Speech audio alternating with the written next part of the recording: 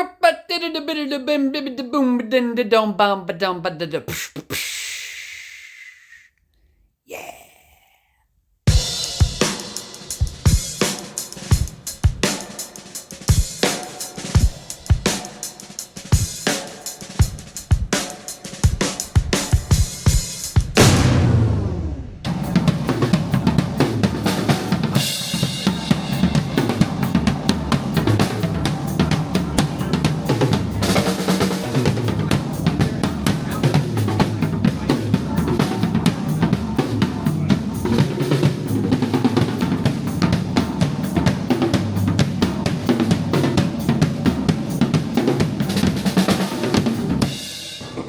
All right, everybody, welcome to another episode of Who's Slammin'. I'm your host, Jeff Ward. Today we have the drummer from one of the hottest bands in Southern Illinois, the 90'S Kidz, Matt Reising. Hey. Appreciate your time, brother. Hey, man, I appreciate you having me on. This is awesome. We finally got it done. Yes, sir. There's been a couple hiccups here and there with scheduling and stuff, but today we're at the Mill in Sesser, Illinois. We've got the show tonight. Yeah, it's the third. We turned this into a big festival. It's the third annual 90 to 500 Fest. So it features us 90'S Kidz and the Murphy 500. The really cool thing about this show is that usually you've got your openers and then the main act. We're Murphy 500 and ourselves are switching off sets. So they'll go on for an hour, take a 20-minute break. We'll go on for an hour, take a 20-minute break. You know, go back and forth, and we get to, both bands get to check each other out. It's a pretty cool experience. So much fun. I've been looking forward to it all week. And thanks again for doing it. Yeah. So we're going to talk a little bit about drums and drumming. First, let's just talk about how you got started. How old were you? Yeah. Is it something you saw? Was it like a music video? Was it something on the radio? What gave you that thing where you were like, hey man, like what's going on with these drums? Yeah, right on. Man, it was just, I don't know, it's just been in me at such an early age. I remember growing up, I was probably, I don't know, maybe 5 to 8, somewhere around there.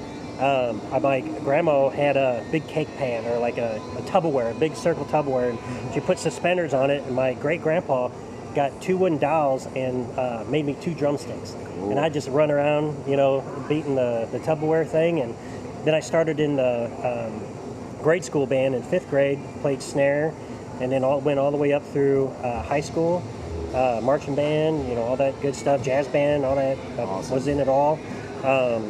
And then went to, I think it's Southwestern Illinois College now. It was Belleville Area College back in the day. Okay. Met a couple guys. We started a band called Suicidal Butterflies. And cool name. Yeah, we got, it turned into, I think it was Raising Richard Jordan. We got a entertainment lawyer out of downtown St. Louis.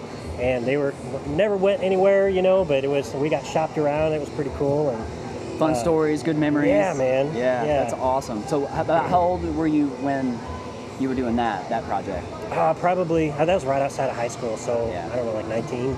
So that was that the first kind of like structured band thing that you were in? Cool. Yeah, me and my buddy Paul, he'd play acoustic, and I'd just take a snare drum and a hi-hat, and we'd go and play like Borders bookstores and stuff. You That's know? awesome. Yeah, that was like our first, you know, professional gigs. Cool.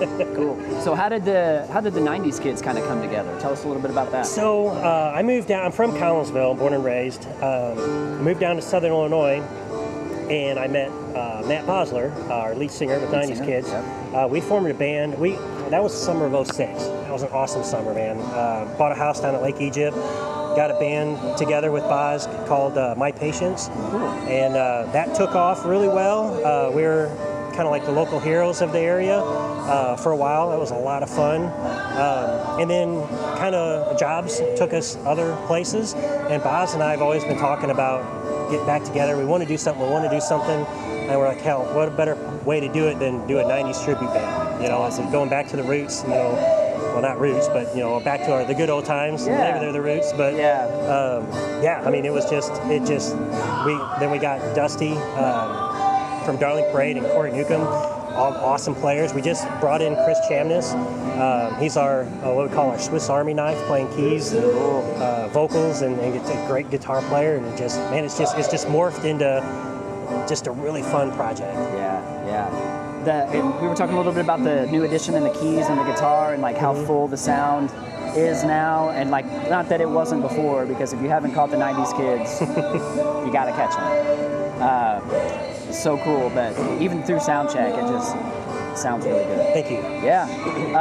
Let's talk a little bit about influences. So when you were younger, doing the marching band thing, like what was the first drummer that you came across where you were like, oh man, like this is my guy, this is my gal? That's an easy question. Who'd you like back then? Yeah, it was always Neil Peart. Nice. With Rush, man. It Nice. was, my dad was like, you got to listen to this guy. You know, you put on moving pictures, and you're just exit stage left. Those albums, it's just blown away. It's so good. Yeah. So good. R.I.P. Neil. Yep. Yeah. Man, I missed out on. My wife was telling me, she's like, hey, you need to go to the R40 show. Ah, man, there was a lot of stuff going on. I was like, I'll catch them. They're always playing. I'll catch them next time. I didn't realize, what he was going through, and man, that sucked. It does. Yeah. It was a bummer. Yeah. We were talking a little bit about Taylor Hawkins too, man. Yeah. And I kind of the same situation with me. Like the last time the Foo was in St. Louis, my buddy, another drummer, Sean McSparron, called me that day, and he's like, hey man, like we got another ticket. Yeah. If you want to go, like come and something. Was it else. Riverport? Yeah. Yeah, we were there. I didn't go. Oh, you didn't? I didn't go, dude. There was I just couldn't, and it killed me. And then next thing you know, Yeah. we lost Taylor. Yeah, it was just a few short months later. It's terrible. God. Yeah, but that's cool. So Neil back then, who kind of is the drummer like nowadays that you kind of see and you're like, wow, like kind of catches your eye and influences you? We always go through musicians in those times where like we need, you try to find something to get inspired by, but who inspires you now?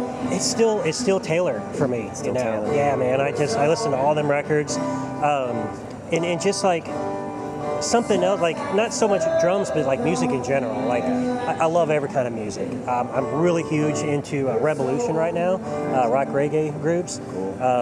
Revolution. I think it was Kali Bud, Slightly Stupid, Iration, all them guys, man. I love that. I love that groove, and just. That's been a big inspiration for me. And then I've kind of morphed out to like Corey Wong and those guys, and man, it just the musicianship behind those guys is just phenomenal. It's impressive. Yeah, super cool. Yeah.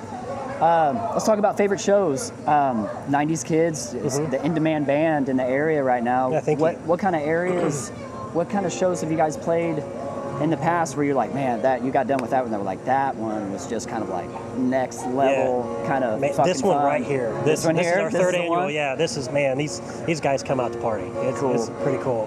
Anything we do with, shout out to Doug Deaton and those guys out at 618 Tap House. Just Add Water down at the lake. All those venues. Man, everywhere we play, everybody's just, we bring such a cool crowd.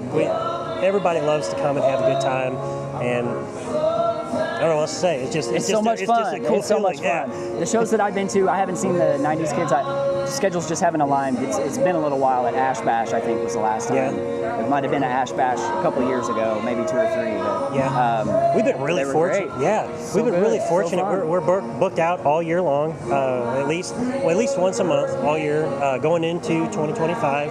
And some months we're fortunate to play out twice. We try to keep that, work-life balance, Sure. with the family. Everybody's got families now, and we all have, our 9 to 5s, whether we're playing music full-time or, making the grind for the man. But I get it. Yeah. I get it. Awesome. Well, let's talk a little bit about the gear that we're playing tonight.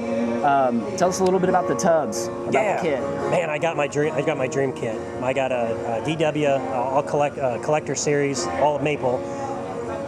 Phenomenal kit. Beautiful. I've always wanted. So I grew up playing. My parents bought me in the 6th grade an all chrome 1979 Slingerland kit, and that kit has shared the stage with so many cool artists. Yeah. Yellow Card, Slightly Stupid, Plain White Tees. Cool. List goes on. I mean, a crap ton of music musicians and bands. That's the word I'm looking for. It's all good. That's all good. I went through that kit forever, and then I upgraded to a Mapex kit, an armory kit. It got a lot of really awesome projection to it. It's got a maple and a birch like sandwich shell. Nice. Played with that for a while, but I always wanted that deep maple sound, and I found that in that DW Collector's kit. Yeah, it's beautiful. Thank you. Let's talk about cymbals. Always been the Zildjian guy. Always been a Zildjian guy, yeah. Okay. I started off with Zildjian A's and custom A's. When we started the 90's band, 90's project, I needed something a little more dark, so I switched all to K's. Good choice. Custom K's, man, they sound, everything cuts right through the mix. Okay. A little bit deeper, heavier, and it just a great sound for what we do. Nice. Let's talk a little bit about the electronics that you got to the left. What is that? What you got going on over there? Yeah, I'm a pretty simple guy. I run a click track through it, make sure we're all on the same page. But besides that, I've got like a couple little 808 hits that I do for some of our rap pop stuff, hip hop stuff. But basically primarily for click track, my in-ears, and 808s. Cool. Yeah. Very cool. And hardware-wise, what's going on the pedals? Yeah, so a good question. I love DW, but since I played so long with my Mapex kit, I love my Mapex Falcon pedals. I went back to my DW 5000 series, and I've just been so comfortable with my Mapex that I've just kept that in the lineup. Whatever works best. Yeah, man. You know what I mean? It's good to try different things, though. You know what I mean? Just because you're playing one type of tubs doesn't mean you're required to play the hardware with the same company. So Absolutely. I love that. Well, that's about it. Cool. That was easy. That was easy. I told you it was going to be. Matt Reising, 90's Kidz. It's going down at the mill tonight. I'm going to leave a link for the 90's Kidz where you can find them, follow them, do all that. You'll be doing yourself a favor. If you like 90's Kidz, 90's rock, they put on a fantastic show. Thank you. Hit the subscribe button. Pretty please. Matt Reising.